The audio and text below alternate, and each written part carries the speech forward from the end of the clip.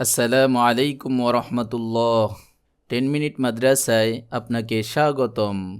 আজ আমরা শয়তান থেকে রক্ষা পাওয়ার 7টি আমল সম্পর্কে জানব। নিশ্চয়ই শয়তান মানুষের প্রকাশ্য দুশমন, এ কথাটি আল্লাহ তাআলার। আসলেই শয়তান মানুষের চিরশত্রু। যে ঘরে বা যে মজলিসে সে প্রবেশ করে, ওই ঘরের পরিবেশকে সমূলে বিনষ্ট করে দেয়। পরিবারের সদস্যদের মাঝে সৃষ্টি করে দ্বিধা বিভক্তি, যা মানুষের স্থিতিশীলতা নষ্ট করে দেয়, ধ্বংস করে দেয় সুন্দর আত্মসামাজিক অবস্থানকে। এই ভিডিওতে শয়তানের কুপ্রভাব থেকে বেঁচে থাকার 7টি আমল তুলে ধরা হলো। নাম্বার 1, ঘরে অবস্থানরত লোকদেরকে সালাম দেয়া।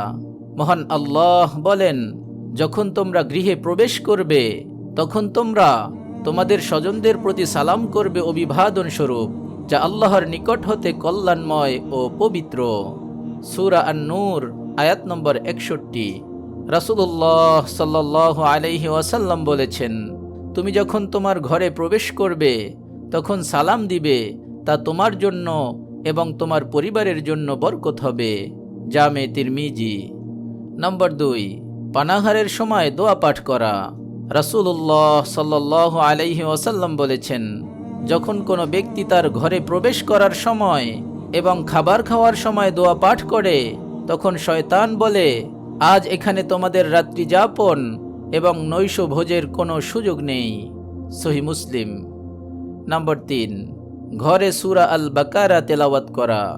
রাসূলুল্লাহ সাল্লাল্লাহু আলাইহি ওয়াসাল্লাম বলেছেন, সব কিছুরই একটি চূড়া থাকে, আর কোরআনের চূড়া হলো সূরা আল বাকারা।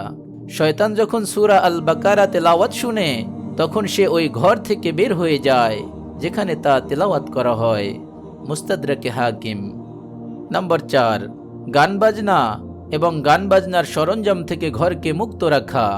আল্লাহর জিকির যেমন শয়তানকে দূরে রাখে, তেমনি ভাবে গান এবং বাদ্যযন্ত্রের আওয়াজ রহমতের ফেরেশতাগণকে দূরে রাখে।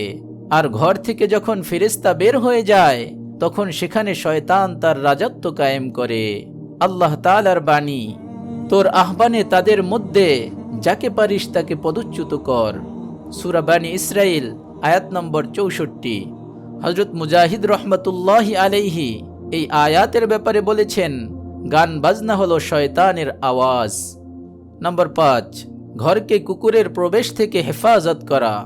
রাসূলুল্লাহ সাল্লাল্লাহু আলাইহি ওয়াসাল্লাম বলেছেন, যে ঘরে ছবি এবং কুকুর থাকে সে ঘরে ফেরেশতা প্রবেশ করে না।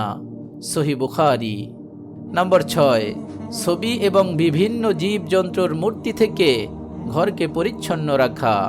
রাসূলুল্লাহ সাল্লাল্লাহু আলাইহি ওয়াসাল্লাম বলেছেন, যে ঘরে মূর্তি বা ছবি থাকে সেখানে ফেরেশতা প্রবেশ করে না। সহিহ মুসলিম। নাম্বার 7, ঘরে প্রবেশ করার সময় এই দোয়া পাঠ করা। বিসমিল্লাহি ওয়ালাজনা ওয়া বিসমিল্লাহি খরাজনা ওয়া আলাল্লাহি রব্বিনা তাওয়াক্কালনা। আবু দাউদ। মহান আল্লাহ আমাদের সকলকে ভিডিওতে বর্ণিত 7টি আমল করে শয়তানের সমস্ত কুমন্ত্রণা থেকে রক্ষা পাওয়ার তৌফিক দান করুন। আমিন। আপনি যদি এরকম ভিডিও আরও পেতে চান, তাহলে আমাদের এই চ্যানেলটি সাবস্ক্রাইব করে পাশে রাখা বেল আইকনটি অন করে দিন।